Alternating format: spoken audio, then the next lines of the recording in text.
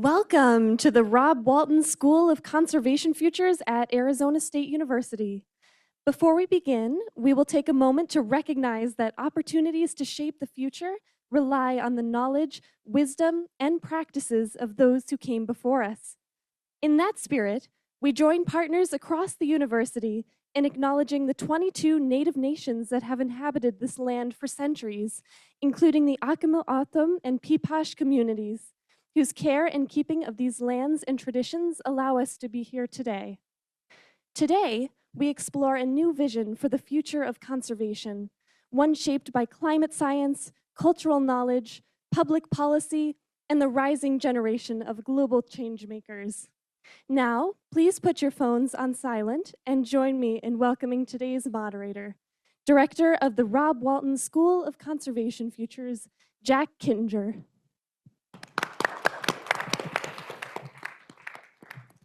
Thank you, Jillian. Jillian's back there, if you're wondering where that disembodied voice came from. She's part of our team here at the college in the Global Futures Lab. Thank you all for coming.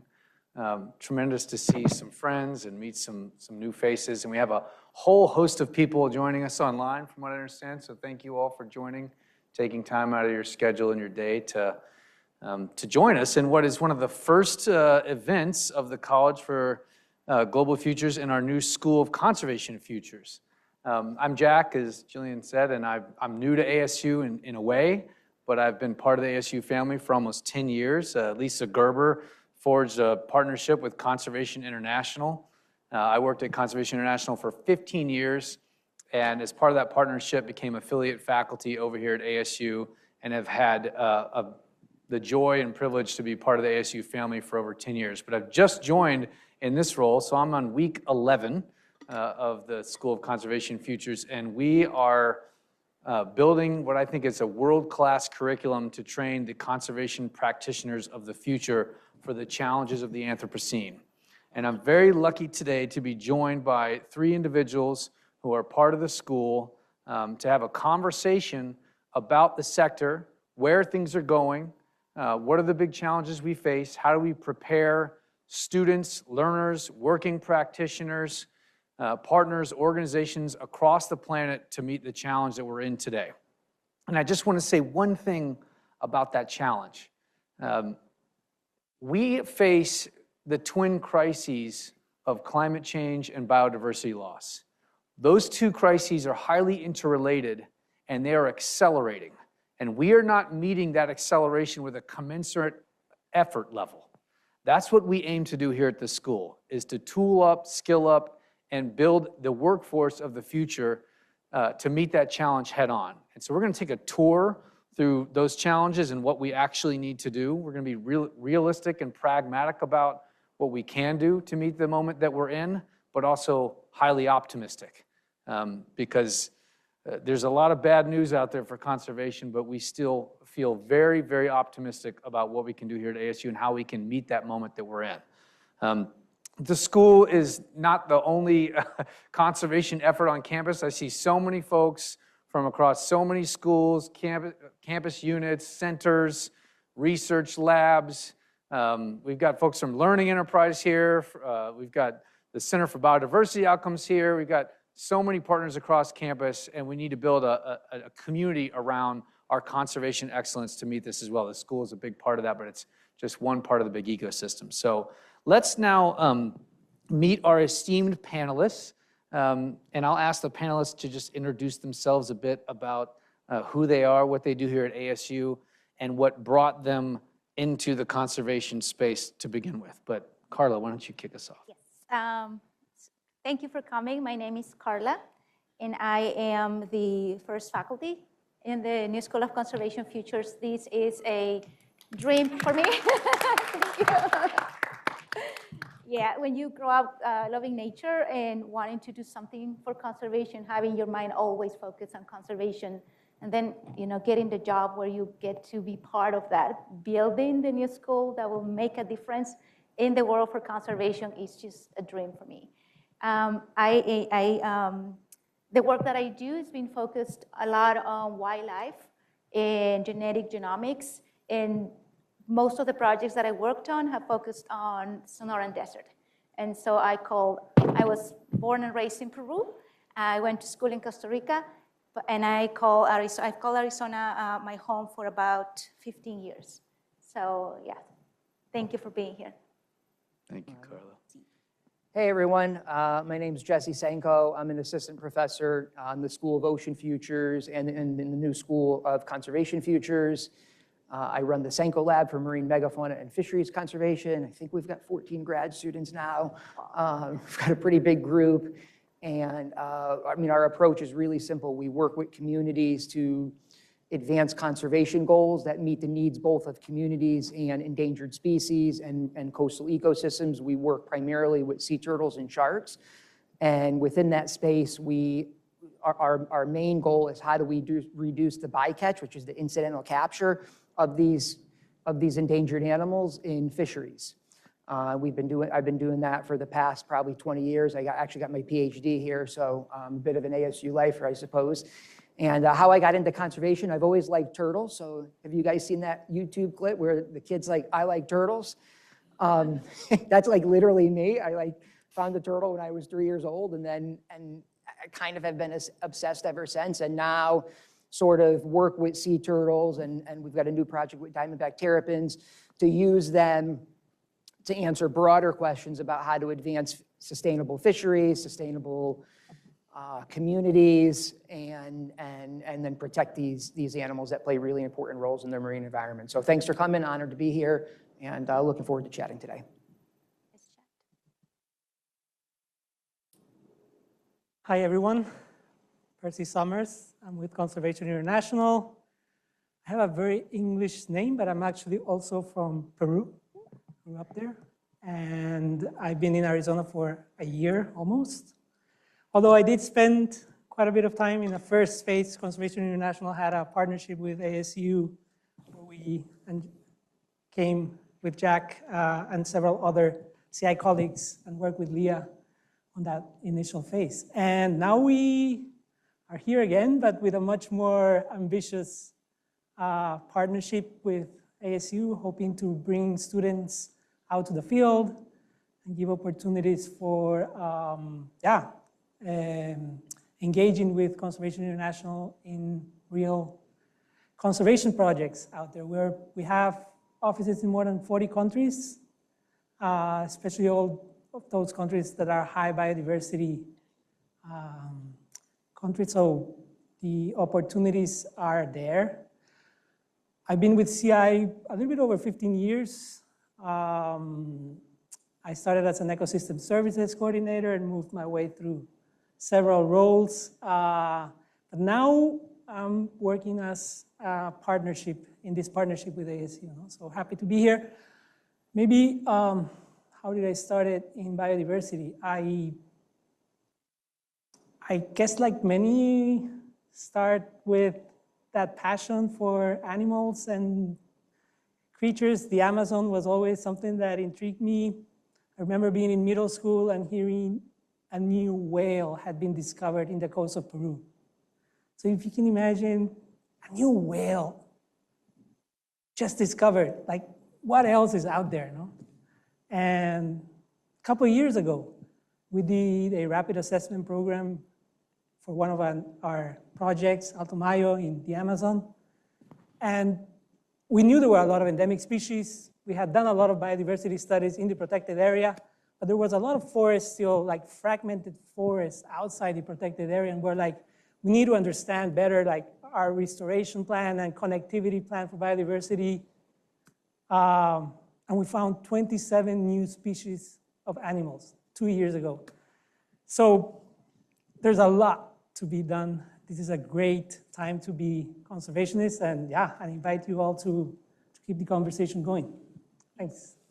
Thank you, Karla, Jesse, and Percy.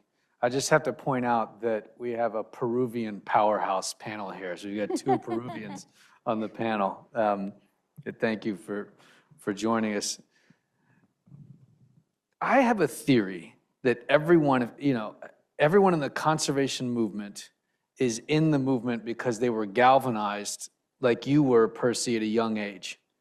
And you just told that story about being in middle school and being, connecting with animals. And I'd like to just ask our panelists, what is the moment or encounter that fundamentally launched your career? And just give us a little picture of what that is, because my theory is that that is what carries people through. Conservation is a hard yards sector. It's not an easy career path to pick, but every person I've talked to has some passion that was ignited at some point along the journey that usually gets challenged at some point. So tell me your sort of origin story from that happened.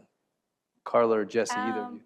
So for me, I don't think I had a epiphany, like a revelation moment, but I did grow up surrounded by a lot of animals at home, like beyond cats and dogs. I had turtles and rabbits, and my dad used to travel, and we didn't know anything about the exotic animals and how illegal that was to bring them, but we had a couple of exotic animals from the Amazon at home. But then I remember this moment in elementary school, and I never forgot, we used to have like a deer, I don't know why, in the schoolyard, and it had a little pen, and one day it got away. And I remember it was over recess, and everybody ran away from it because they were scared. I ran towards it to grab it and put it back in its pen because it was scared. But that was one thing that I always keep in mind. And then you fast forward 10, 12 years, when I was in college and in Costa Rica for the first time, living, away from home, and I was, my college was in the middle of the rainforest. And so we were cutting weed with machetes, all of us did in the first year. And at some point there was a snake, and everybody, we all saw it. And everybody ran away from it. I ran towards it because I wanted to see what it was. I was, in awe because of the snake, and I wanted to see if it was hurt. You were unfazed. And everybody fostered me, like, what are you doing? It turned out it was a coral. I didn't know that. So it was dangerous, but those moments is like, It's like, wait, hold on. That's like one of the most deadliest snakes on planet Earth. But when you have that passion, you don't think about those things. And along the way, I've been discouraged to pursue conservation as a career many, many times, especially when you love science. And you're discouraged because I do apply science. Everything that I know and all the science that I do has a specific purpose and has a specific question that is going to help management, is going to help conservation. And I've been discouraged many, many times to pursue a more basic science, more something that's gonna change the world in a way that we're gonna cure cancer. And I've always said, I'm not here to cure cancer, but I wanna make sure that the people who get cured, they have a world to enjoy after that. Once they beat the disease, they are able to go out there and they are able to enjoy what we are enjoying right now. And so that is my purpose, that is my motivation. And I think that, those little things that happen throughout my life, it's always been like leading me to this moment, to building something that is going to make a great impact for conservation. That's amazing. Thank you, Karla. We're going to get into that theme of the challenges that folks have faced along the path, because we have a lot of folks who are in the beginning of their career that are looking at the landscape of conservation and saying, I'm passionate about this. I got ignited too. How do I pursue that? But Jesse, tell us a bit about your origin story here. Yeah, so I've got a really good one that's well defined. It was about 15 years ago. I was a master's student at the University of Florida, and my project was to track the fine scale movements of sea turtles at a coastal foraging area. And I was in a wildlife biology program, and all my advisors and mentors had told me that the only way to protect sea turtles was to know where they were, which intuitively kind of makes sense, right? And back then they didn't have the technology, and so we designed this really cool tracking system. So we carved this little balsa wood canoe, and essentially took a rental car GPS, put it in there, and tethered it to the turtle, so it was always at the surface, so you could see, because they just pop their heads up. It's not like a long migration. And So I'm out there, I'm super excited. I don't know, 20 years old. I'm going there to save sea turtles. And every single turtle that summer, I ended up tracking to its death in fishing nets. Literally every single turtle. And, we're up, this was we had a VHF transmitter, which, allowed us to locate the tag. And so, we're changing out the tags and we're getting to know the turtles, and it's like, oh, that's so-and-so, we're naming them. And, she's sleeping where she sleeps every night. And, there must be a rock down there or something. And you're forming this relationship with the animal. You're really getting to know the animal. You're essentially not getting any sleep. And almost like clockwork, by the 5th or 6th day, every morning when you go out to see where the turtle is, you track it right to a fishing net and it's dead. And it's already decomposing. And sometimes you'd find them floating at the surface. And, I realized in that moment that no amount of biology was going to save these animals. And so I had sort of a second epiphany happened. I was really depressed, and it was very traumatic to see all these dead animals that you go to, at that age that you go to save. And a fisherman came up to me and he said, "Hey, I got one of your turtles in my net this morning, and I was going to bring it home and eat it or maybe sell it, but I wanted to know what you're doing with it, and I'd like to be a part of the project if that's possible." And I was like, "Yeah, that's awesome. What are you doing at 5 o'clock? Come over, we'll have a beer." And, so at that moment, I realized everyone had sort of pegged the fishers as the bad actor, the bad people. They were the ones killing the turtles. And I realized they didn't want to kill them. He could have made, he could have made 2 weeks worth of income just by selling that one turtle. And he brought it to me, right? Because he wanted to be a part of the project. And so at that moment, I realized 2 things really. One, like I said, no amount of biology was going to save the animals, right? It didn't matter where they were if they were ending up dead in fishing nets. And then 2, the perceived bad actors were actually people that I could work with to become part of the solution. So, and that has actually paved the way for the entire trajectory of my career. Wow. Tracking every turtle to its death. Every turtle.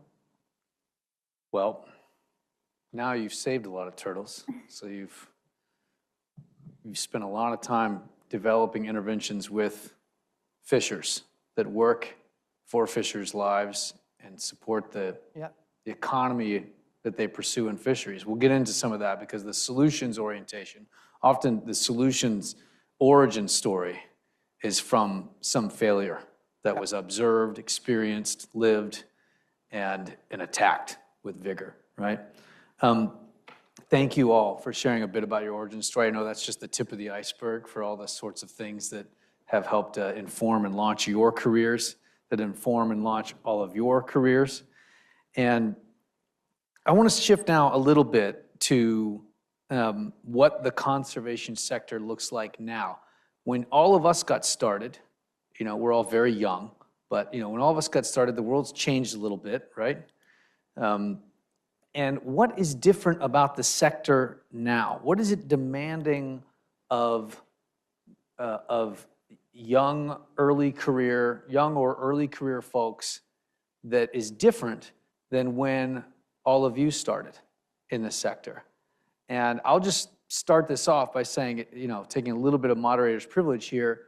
When I started in the sector, most of the folks that were being hired had biology or ecology backgrounds. It was heavily science. And if I look back about what I've worked on for the last 10 years and what's been in the zeitgeist in the NGO sector, it is incredible to see how many policy people are involved and how important they are. Those are folks that some of them are attorneys, some of them are just policy or governance scholars. It's incredible to see this sharp upward trajectory of finance and how much that is being brought into the sector. There's all kinds of innovation happening in that space. Of course, technology is taking off, and Jesse, you've worked on some of that in your work and others. But what I'm trying to say is there's whole sets of domains in the conservation sector that didn't exist certainly when I was coming out of undergrad, and were not part of my training like at all. I suspect that the same is true of you guys, but you can touch on that.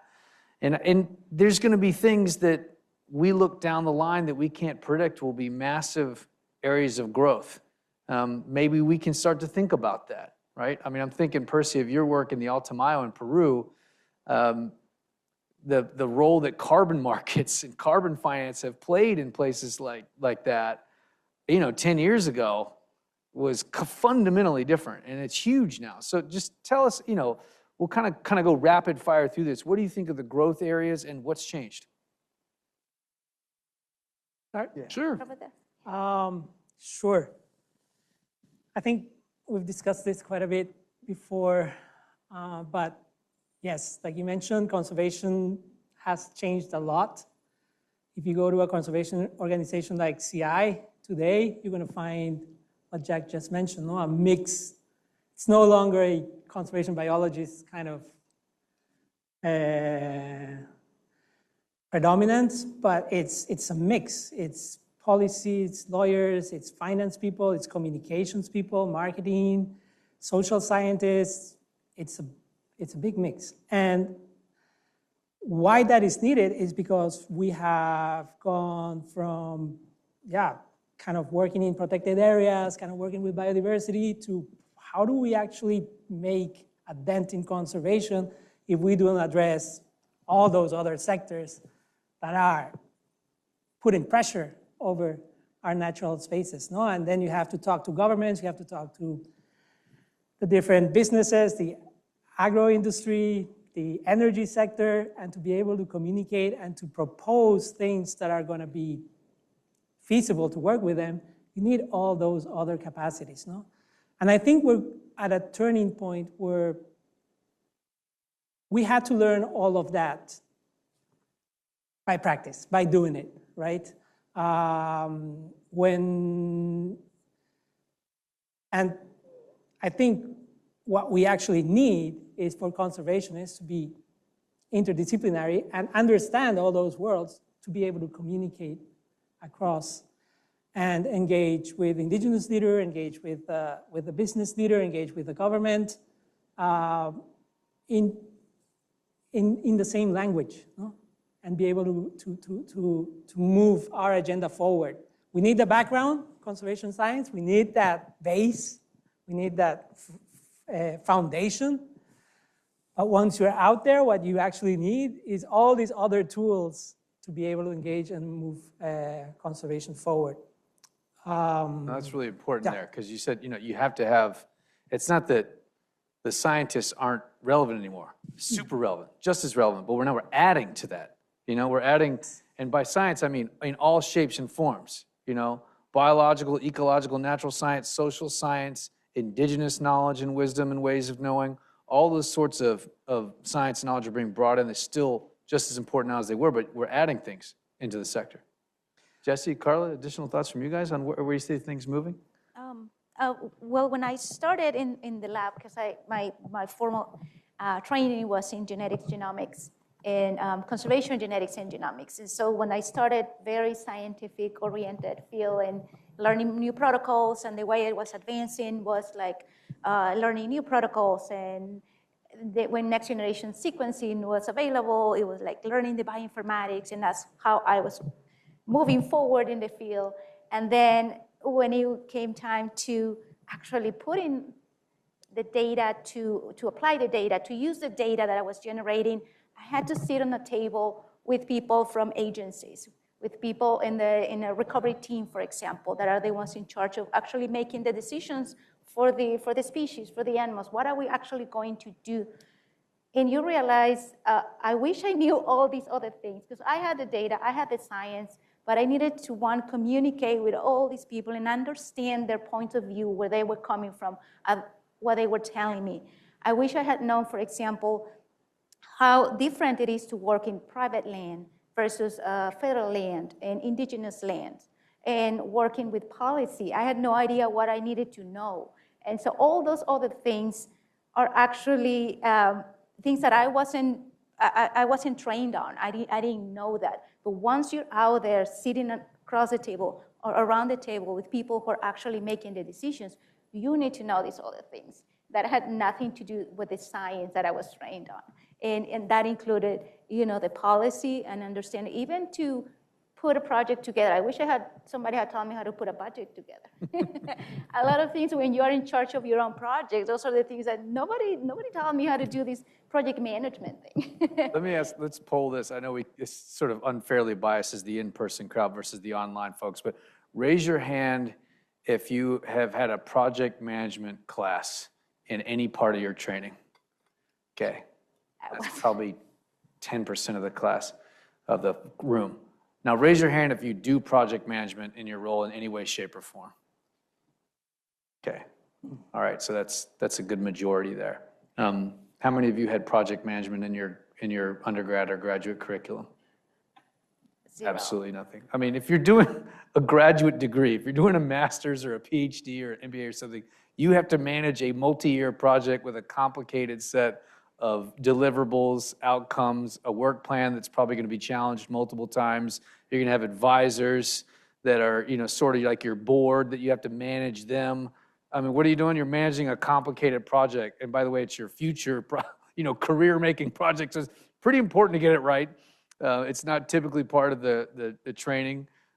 It's going to be part of our curriculum in the school, a big part of it. It's a part of the curriculum in other schools like SOS and many others. So, but it just gets to your point about how, what are the fundamental building blocks of what it takes to be a conservation practitioner in whatever form it may be.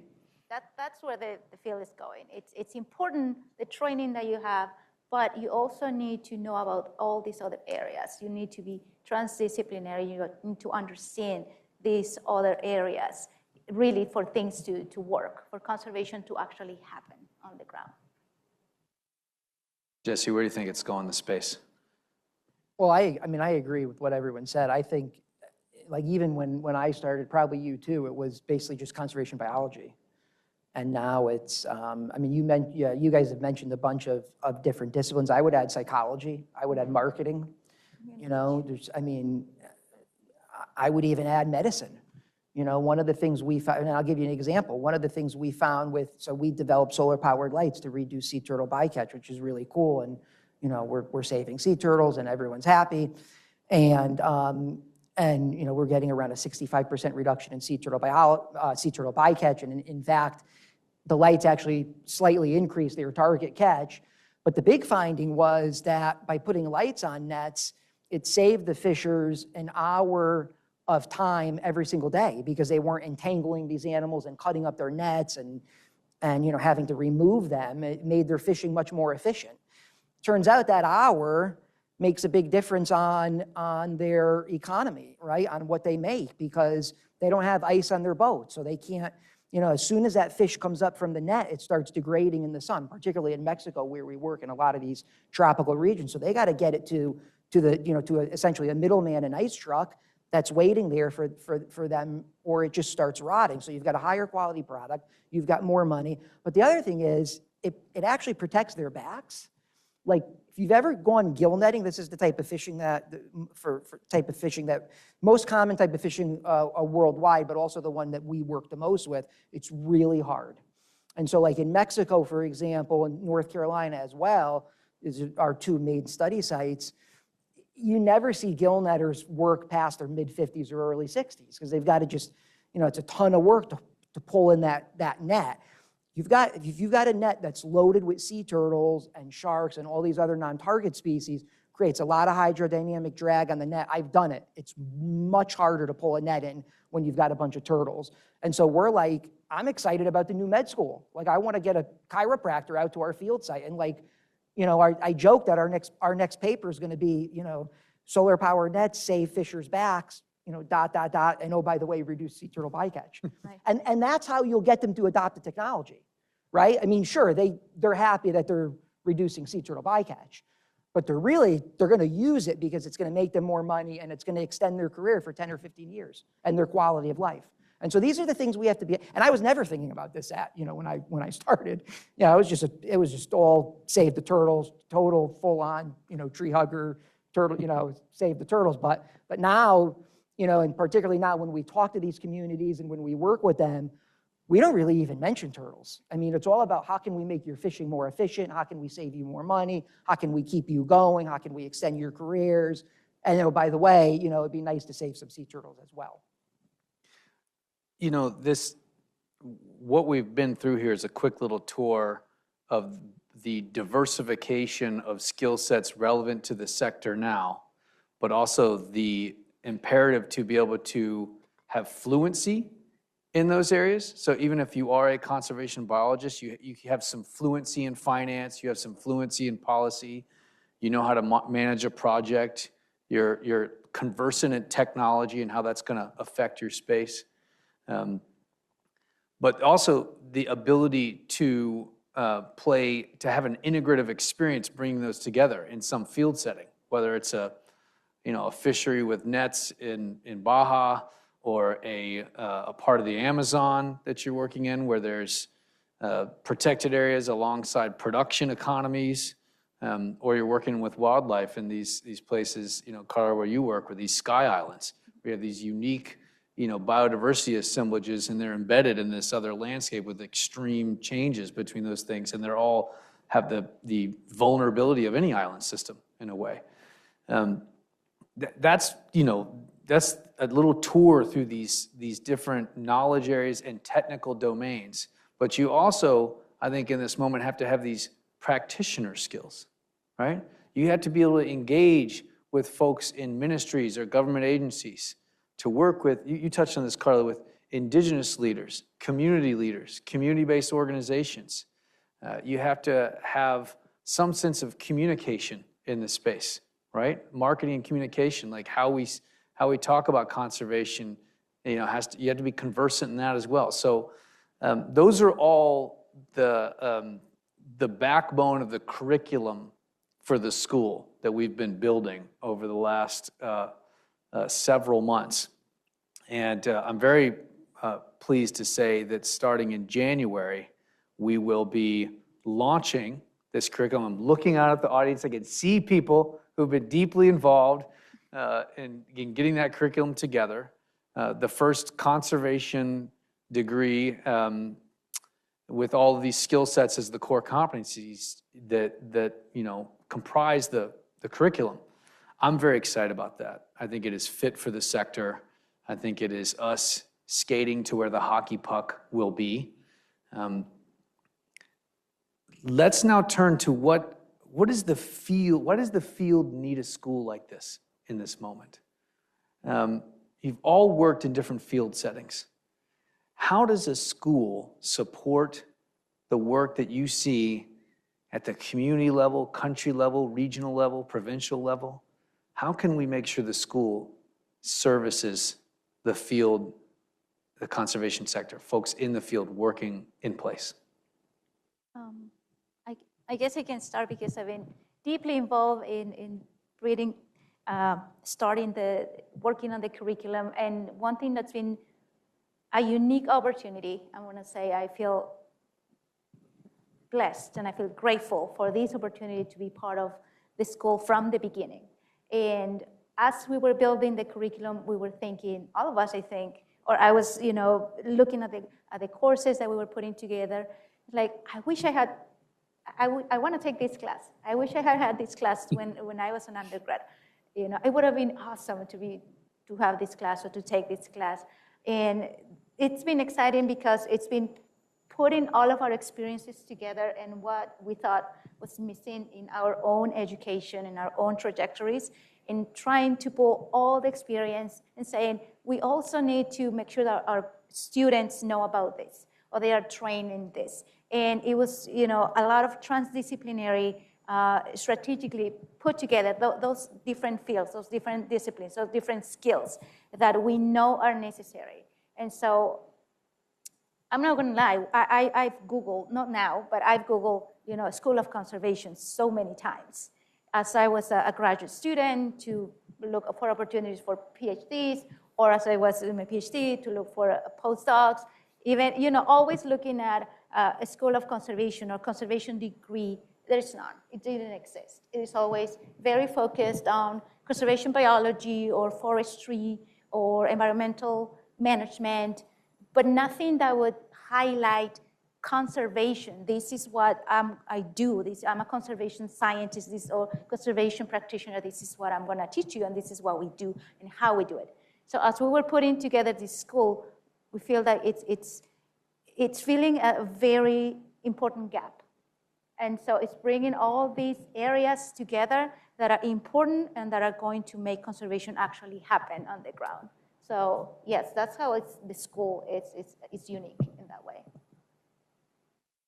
Let's go to Jesse and Percy. I want you to talk specifically about the Conservation International Partnership and what the goal is there with upskilling. But Jesse, your thoughts. You're working in all sorts of geographies around the world, from Baja to coastal Carolinas to Greece now. What do you see as being a key positioning that the school needs to be in to service communities like that?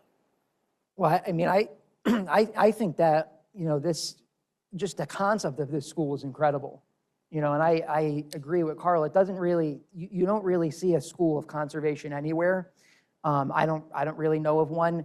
I would make the argument that, we're probably 20 to 30 years ahead, to be honest, or the other schools are probably more like 20 to 30 years behind. Just because, to get a degree in conservation biology or conservation science is really shortchanging the next generation of conservation leaders, because they're going to have to do so much more than the science. And, there might, if you want to work in a particular job at NOAA, you might be fine doing that. But even that, you're going to want to be able, you're going to want to be conversant in other things. And so, I think it's ironically, ASU is like the perfect place to launch this type of school, right? We've got a huge faculty that we can pull from. We've got a lot of people that are doing solution-oriented work. But we're really, this notion of working with communities, of innovating, of being at the forefront of things is really embedded in what we do. So it's very much part of our culture. So, and it's probably why, quite frankly, the Walton family wanted to do it here, because this is a place where it can be done. So it's super exciting, and I think that for a lot of you in the audience, perhaps if you're able to move to this school, I would really recommend. I wish I had a school like this. I said the same thing. Yes. Yeah. Percy. Yeah, this is exciting. I think one of the key things that we bring to the table in this partnership is being able to provide those opportunities of the things that you're not going to be able to learn in classroom, but that you actually need to be thrown out there into the real world and learn it. Learn it by doing it. Before joining CI, I had the opportunity to work as a field manager in a small town in the foothills of the Andes, running a project there. And one of the first things you have to do is go to a public hearing and present to people that you've never had the opportunity to engage with those kind of audiences. And then next thing you know, you have to talk to the indigenous leaders and engage with them. And those are not things that you're going to learn here, but building relationships and learning to communicate and learning to build those bridges with different type of stakeholders is key for moving conservation forward. If we really want to get this project moving, we really want to get the town to support this project, then you have to convince people, you have to work through those networks. And going back to the partnership, we work in all kinds of projects. You mentioned the carbon projects. There's projects that have to do with fisheries, with ocean, with fishermen. So having exposure to those kind of settings and being able to get embedded in those projects are kind of the unique opportunities that I think the partnership will bring as we move forward. So how many employees are at Conservation International? Right now, we're between 1,500 and 1,800. Okay, so how many people is the target to upskill through the partnership between CI and ASU? Yeah, as part of the partnership, we're going to be upskilling 500 of our staff. So a third, so everybody knows, a third of Conservation International staff is going to be upskilled through the relationship that we have with CI. And there are a dozen other partnerships we're exploring to do just that with other nonprofits, some large international ones like CI that have tremendous scope. How many countries is CI in? Have staff in? Like 40, more than 40. 40 countries, okay? All across Southeast Asia, the Pacific Islands, Latin America, Africa. These are people that work in those countries, from those countries, embedded staff that will now have access to programs built by the best-in-class practitioners to upskill the workforce. And the reason I highlight that and bring this out is because we have two big focuses for the curriculum. The first is to build best-in-class, first-of-its-kind conservation curriculum for our bachelor's and master's degrees, and eventually a terminal degree, like a doctorate of the practice or something along those lines, right? So you'll come out of those, anyone who enrolls in those degree programs will come out with significant ability to land in the conservation sector and be immediately successful, and will have spent time in the field deeply embedded in these partnerships doing conservation practice. That's the goal. The second big focus is to upskill the existing conservation workforce through these partnerships with Percy and CI and many other organizations. And those are working practitioners. And there's all partners in the crowd that I can see that work for Learning Enterprise. It's a unique attribute of this university that allows us to meet practitioners in their workplace and upskill them in areas that are critical, mission critical for them to be able to deliver conservation impact, right? So if you are like us and you didn't get conservation finance, but you need to know that in order to be successful in your area of the Peruvian Amazon, because these huge companies are coming in and working to establish restoration programs so they can buy carbon credits, we have got the training platforms to upskill that workforce. And there are about 30 to 40 million people in the conservation workforce worldwide. So in this moment that we're at, where money is tight, budgets are being cut, the growth of impact is going to be by expanding the impact that we have among the practitioners that are in the workforce now, and adding the best-in-class graduates to it to up the impact that way. You see where I'm going with that, right? That is a hypercritical need for communities. Doesn't matter if you're a community or a country, right? At any scale, that is where we need to be. So that's where we're building the curriculums to service those two things. Yeah, it's interesting you bring the nature finance piece to the picture, because that's one of the harder parts. Like, to find conservationists that have experience in nature finance, it's very difficult. We had a project to promote bio-businesses in Peru. And to be able to build that team, there was no capacity within CI in how to build a business. We had the idea, the concept, everything, but the team was not there. So we hired all these people that were coming actually from the finance world and were interested in conservation.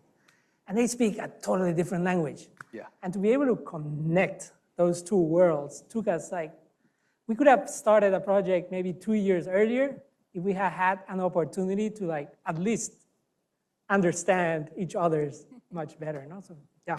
And our graduates in our programs will have that fluency is the mission for us. Let me tell a quick story, because I happen to know it, about a place that is, in CI that I think opened my aperture to that exact nexus. And it's the Galapagos, right? The Galapagos is iconic, right? It's an incredible place, immense conservation value. One of the big fisheries in the Galapagos is the lobster fishery.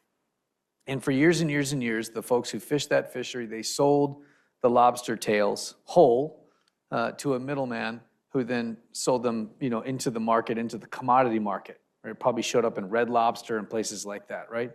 The fishers were getting about $3 per tail for this product, right? Our CI team with Rare and other partners developed this program to trial the selling of live lobster to tourists in the Galapagos, okay? I mean, you know how much if you go get a lobster from a tank in a restaurant, like you're gonna pay a lot of money for that, right? Like anywhere. And honestly, at the beginning of that project, the fishermen were skeptical about this, right? Because they had a system that worked, but they were overfishing the stock because they're getting low prices. And if you know anything about crustacean fisheries, it's seasonal, right? So it's closed for a good chunk of the year while they're breeding and such. Started with one restaurant in Galapagos, live lobster. The fishers were selling the tails for $10, $12. Okay, live lobsters now, not just the tail. And the lobster, in the restaurant is like $25 or $30, right? If you were able to go in there, right? That built and built and built until the majority of the catch sold was now live lobsters. The fishermen dropped the catch, made more money, and were the biggest champions for protecting the seasonal closures because now it's all working out economically. So instead of having this battle between, trying to keep the catch restrictions and protect area in place, you now have created an entrepreneurial ecosystem that produces way more value for the families involved in that fishers who are basically now involved in a conservation economy, right? And there's lots of examples of that. But in order to develop that, you have to have Percy, I'm just trying to highlight and pull out a story of an example of bringing the entrepreneurship and small business acumen to a conservation problem, right? Because everywhere around the world, we're basically trying to do three things at the same time. You go to any landscape, any coastal ocean, any high alpine environment, you're trying to protect nature, you're trying to have a sustainable economy, and you're trying to restore some degraded part of it, right? Protect, produce, restore. And to have that work out in a place as complicated as the Alto Mayo or any spot on Earth, you have to have these competencies that you wrap together to look around the complexity of that problem and understand the science, markets, finance, and policy dimensions to design an intervention that's going to be successful. That's what all these communities are up against, right? And you don't have to know everything, but you have to know the minimum to be able to get the right partner, for example, right? So going to one of the Alto Mayo examples, we worked with indigenous communities, and they had already been working commercializing medicinal plants. But medicinal plants raw has no real value, but if you can make it into a product that can sell, that's where you get the difference, no? And we were able to partner with Laboratorios Takiwasi, which is they're actually concentrated in commercializing medicinal plants and work, not medicinal plants, but herbal teas, which is much easier to commercialize and get the patents and everything. And there's a whole market, health market around if you can market it, indigenous knowledge-based herbal teas into the market. So that's just one example of how we went from an idea, look for the right partner who had the experience, had the markets, access to the markets, and make it work for something that we were interested in, and providing those opportunities for indigenous peoples in those communities where we were working, right? So, yeah. Okay, we're gonna shift to some questions that were sent to us by folks who registered for this event. But I'm going to tell you now what my last question is so you can get your gears turning. And that is, I want you to think about what keeps you motivated and hopeful in the moment we're in right now. Because we're in a tough moment, right? I've been in the sector long enough to have ridden waves of when things are really, on the upswing, and the political climate's in a certain alignment, and I've been through waves where it's been difficult. We're in a difficult part of the journey right now, so just have that work in the back of your mind. But let's get to one of these questions that's come up by several folks have asked. What advice would you give to someone who is looking to break into the sector in this moment? How do folks get engaged, and what experience is most relevant at the early stages of their journey that will help them find their first role in the conservation sector? Well, just based on my own experience and the students I work with, it's basically getting involved. My path was not straight. You know, the way to get here was I don't think a lot of people have that straight path. I knew what I wanted to be, and I knew what I wanted to do since, you know, I was 3. That was not my case. But I've always been involved in things. I've always been looking for opportunities or asking questions, which was really hard for me to just, you know, eventually you realize it's not easy to go out and ask questions, to approach somebody, to email somebody. It's not easy. But the worst that can happen is that they don't reply. But, you know, out of 10, if one person replies that gets you somewhere to your next step, then that is progress. That's how you get to where you want to be. So in my experience, I've always looked for opportunities to volunteer. I did tons of volunteer because I didn't know anybody. I wasn't born in the country. And when I moved to here, I didn't know how the system worked. I didn't have contacts. I didn't have a network. And the way I got myself into the field is by asking around, looking for places that did remotely what I was interested in doing. And by going out there and asking and knocking on doors and being involved is how I met people who would eventually let me to my next place, led me to graduate school, or led me to that research opportunity, led me to that volunteer opportunity, and that's how I got into the field, basically. Yeah, and to piggyback off of Karla, I mean, I would say, you know, what we talk about in our lab all the time is the power of finding a champion. You need to find somebody who's going to be a champion for you, and you may only get 2 or 3 in your life, but somebody, and it doesn't have to be like a formal advisor. It could be somebody that works in, for a government agency or for an NGO or in the private sector, whatever the case may be, but somebody who really believes in you, because mentorship is a two-way street. A lot of students tend to think that, you know, as a mentor, we're there to serve them. But like any relationship in life, right? Like when both partners feel like they're getting the better end of the deal, that's a really good relationship. So like the students that I really do well with, I'm like, wow, that student's, you know, crushing it. You know, they're doing all these great things, and the students thinking, wow, I'm so happy to be in this lab. I'm getting all these opportunities. But you have, you know, you can't just, you have to let that relationship evolve organically. You'll know when you find your champion, but you don't want to force it, but find a champion. The other thing I would say, which also kind of piggybacks off your point, is don't let perfect be the enemy of the good. I tell this to my students all the time. There's no ideal situation, but if you get something that meets about 75 to 80% of what you're looking for, take it. Take it. You're not, you know, it's like anything else in life, right? It's like any other relationship. It's never, you know, nothing's ever going to be perfect, but you know, in my own example was I really wanted to work with freshwater turtles, but nobody in the freshwater turtle community would respond to any of my emails, or, you know, I couldn't get a hold of anybody. I couldn't find a champion in that community, and I was lucky enough to find actually 2 champions in the sea turtle community. And also to piggyback off of what you were saying a little bit is just show up. We talk about this all the time. Like there's a Woody Allen quote: 90% of life is just showing up. If you find something that's you know, good enough, just show up. We tell I tell my students, I hate the saying survival of the fittest, right? And you think about, you know, in terms of biomimicry and evolution, like what it should be is survival of the just good enough. Like I've seen so many and I'll give a sea turtle example. I've seen so many sea turtles that are laying eggs with stumps because their back flippers got eaten by sharks. But you know what? It might take them longer. They might lay a few less eggs, but they're able to get the job done. And so just show up and you'll be fine. Yeah. Cool.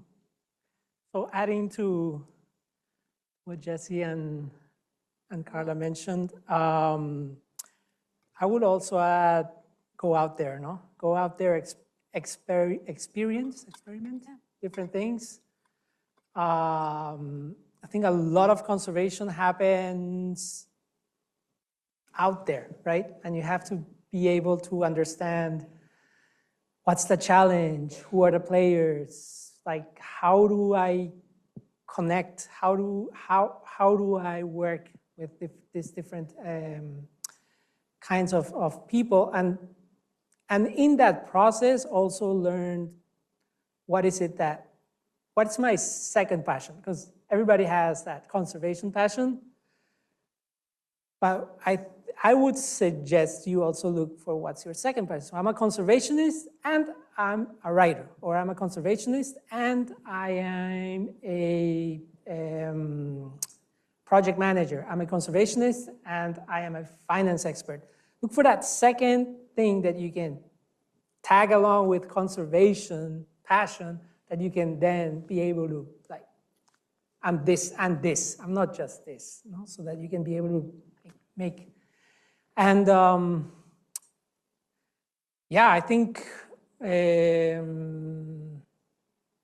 encourage you all to go out and experience it for yourself. I want to add a little bit to that before we get to our kind of final wrap up. But I think that this notion of fierce resolve is hyper important. If you look around, people that work in conservation, they have a twinning. The most successful people I know in conservation have two things that are sort of seem like they could be in tension. They have incredible humility, and they have fierce resolve, fierce dedication to the mission, but also incredible humility about what their role is and what they do know and how they work with others in that. And those two things are attributes that will serve you in all sorts of walks of life. But you know, if you're out there and you're thinking, okay, that all sounds great, you four panelists, but you know, it's kind of up here in the ether, like I'm trying to find my next role. I want to double down on a couple things that all the panelists touched on. First of all, you know, find the right person to enable your growth. When I was a young person, I was looking for the job that matched my perfect parameters, you know, and I wasn't thinking about who I was going to work for. You can find the greatest job that meets all your parameters. If you're working for a tyrant, it's not going to work out so well, right? So really find someone who's going to enable your growth. And if the thing you're working on isn't perfect, that's okay, because you're not going to, you know, stay forever, right? You're going to grow, you're going to shift, you're going to change. You find someone who's a champion who's going to teach you. That doesn't mean they're going to be easy, by the way. That's a good first place to end up. All right. The second thing is on the whole, get out there, show up, be present, dedicate yourself. I just do want to touch on the fact that for a lot of folks, the volunteering in a field experience is a privilege, right? You got to make your monthly budget work, and a lot of small organizations are happy to have free hands, but not everyone has the luxury for that, right? I recognize that. I mean, this idea of unpaid internships is tough. We are working as a sector to improve that.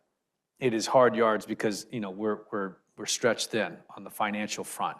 But there are organizations out there that will willingly take folks, that can pay them, and you know, we have to do more job growth in this sector for that reason. Okay, we've got just a few minutes here, so I'm going to ask folks to be brief with this. We face a lot of headwinds. Our President Crow held our university management team meeting recently, and he talked about sea state. What sea state are we in? We're in a pretty rough sea state, right? There are a lot of headwinds right now. And in some ways, I know just talking to my friends around the sector, it's tougher. You know, we're in a growth trajectory. 5 years ago, it was all pretty positive.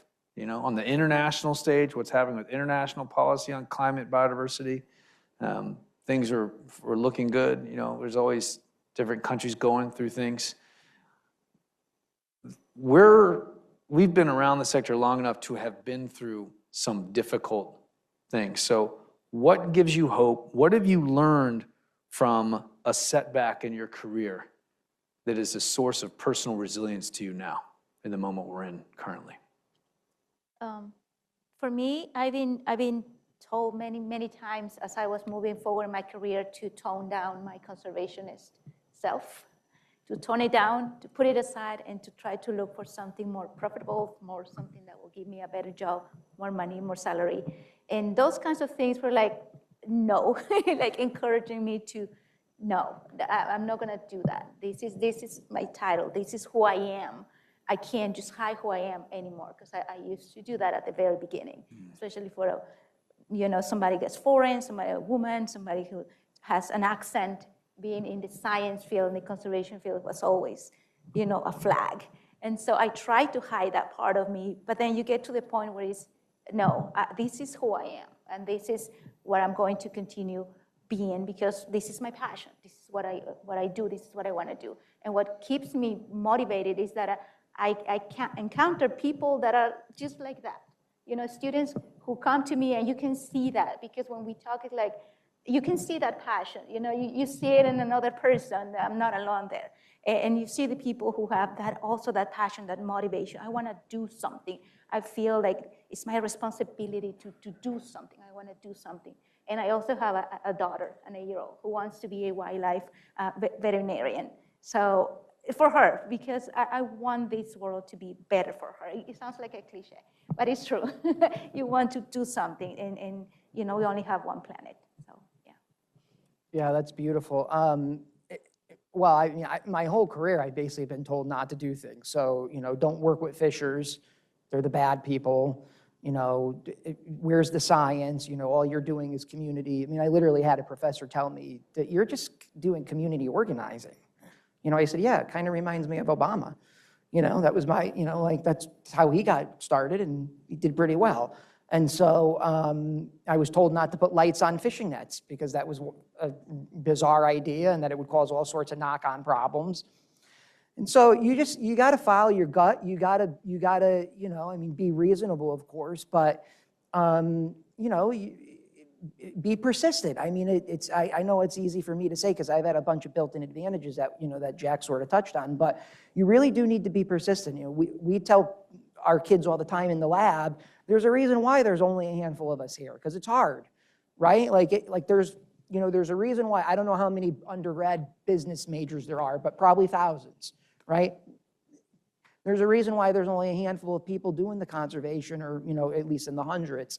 And it's hard, and you got to work. And then I would just very quickly, to touch on Jack's point about the climate we're in, one thing I tell my students is it's really important. You got to be able to differentiate between signal versus noise. This is a concept that we talk about. And so a lot of the politics, a lot of the stuff going on, the global scene and everything, it's a lot of it's pretty horrific in terms of the environment, but it's noise. It's noise. There's a lot of really good signals that are still available. We look at the fishers we work with. They voluntarily adopted these solar-powered lights. That's a signal, right? That can endure, any political administration. There's other signals too that are out there. You see a lot of species that are doing really well, right? For example, the green sea turtle just went from endangered to least concern, right? That's not noise, that's a signal. I know, because when I started 20 years ago working in Mexico, we couldn't, we'd go out for weeks on end and maybe catch one turtle. We go out now, we get 20 a night, right? So you got to be persistent, understand that a lot of the noise now, it is a very rough, like President Crow and Jack alluded to with the sea, it's very rough now, but it will calm down. And if you're persistent, you'll be there when it calms down. And I actually think there's going to be a lot of opportunities for a lot of kids and students your guys' age that, once a lot of this turmoil sort of comes down, there could be a real boomerang effect. And so stay in the game and stay positive. Percy, briefly, what keeps you resilient?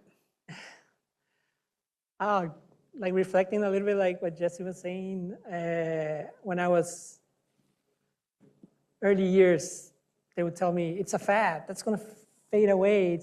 What you're studying, it makes no sense. No? And here we are 2 or 3 decades later, and it's not a fad, it's a necessity. No? It's something that we actually need. We need nature, we need these ecosystems to remain healthy, we need the communities to be, they depend on that.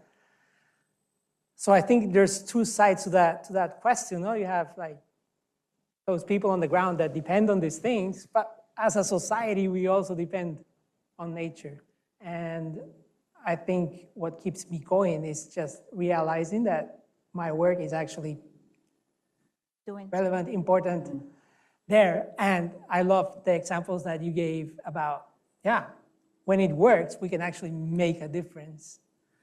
And if we do it right, what we're trying to do with the school is actually change the whole conservation sector so that the conservation is actually doing its job, not just protecting locally, but protecting the whole thing, right? The whole. Thank you, Percy. Yeah.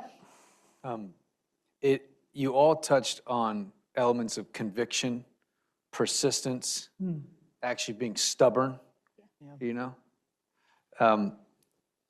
but also being optimistic. It is very easy to look at the landscape of the climate and biodiversity challenge and be demoralized by